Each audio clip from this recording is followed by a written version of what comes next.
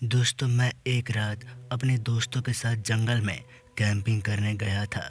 हमने एक छोटी सी झील के किनारे एक टेंट लगा लिया था। हमने आग जलाई और कुछ खाना बनाया। हम सबको बहुत मज़ा आ रहा था, लेकिन जल्द ही हमारे साथ कुछ ऐसा हुआ जिसे सोचकर आज भी हमारे रोंगटे कांप जाते हैं। तो चलिए जानते हैं कि क्या हुआ था हमारे साथ। मिनट कब घंटों में बदल गए हमें पता ही नहीं चला। रात की सुई जब 12 पर पहुंची तो हमने एक अजीब सी आवाज़ सुनी।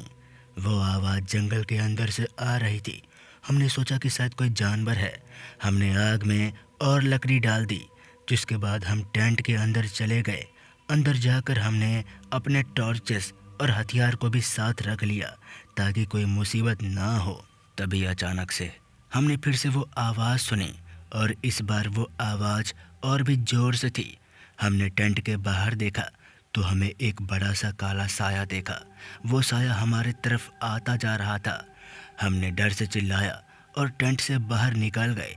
हमने देखा कि वो साया एक मानव भेड़िया था। वो हम पर हमला करने के लिए दौड़ा था। हमने भी भागने की कोशिश की, पर वो मानव भेड़िया बहुत तेज़ था। उसने हम में से एक को पकड़ लिया और उसके गले पर काट लिया।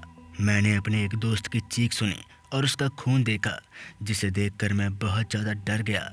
जिसके बाद अभी मैं कुछ कर पाता कि तभी वो मेरे एक और दोस्त को पकड़ लेता है और उसके पेट में काट लेता है। अब मैं और मेरा एक दोस्त ही बच गए थे। हमने अपने आप को हिम्मत दी और एक साथ उस मानव भेड़िए पर हमला कर दिया।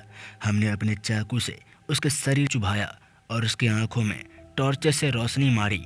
वो मानव भेड़िया हम पर जोर से भौंका और हमें धक्का दिया। हम गिर गए और जख्मी हो गए। दोस्तों, वो मानव भेड़िया कम से कम 10 फीट का होगा। हमसे बहुत बड़ा था, पर हमने हार नहीं मानी। हमने फिर से उठकर उस पर हमला किया। इस बार हमने वो कर ही दिखाया। हमने उसके हाथ पर और पैर पर चोट पहुंचा दी चाकू की मदद से, और उसके मुंह से खून बहना शुरू हो गया।